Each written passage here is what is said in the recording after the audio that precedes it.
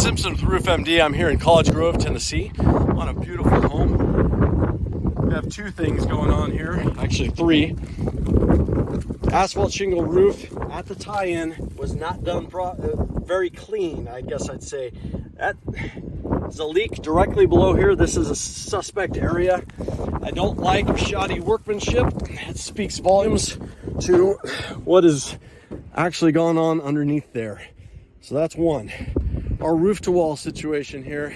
I don't like that they took off shingles. They might have done it to lay flat, but the real issue here is at the roof to wall, this metal comes up, but underneath, I see our roof to wall paper and the metal is proud with some sealant on top. I don't really see anything behind. I feel like with my finger that there's a gap there, and I think that's where our leak is probably propagating from when there's high, heavy flows of water and wind driven.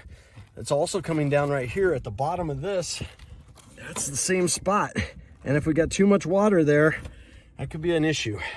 So that's a possibility. Our third issue is backflow. We've got a hog valley.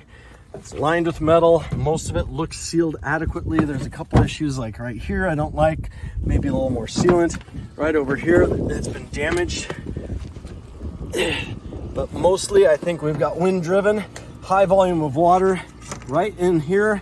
Backflow, people do not think about backflow, and I can stick my finger in there. I don't feel anything about void space. So water gets back in here, and now we've got a leak. Preliminary light touches at each area with some sealant. Try to make sure that that takes care of it.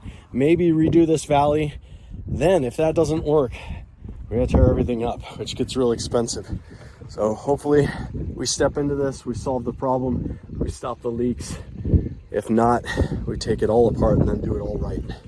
It's John Simpson, Roof MD, here in College Grove, Tennessee.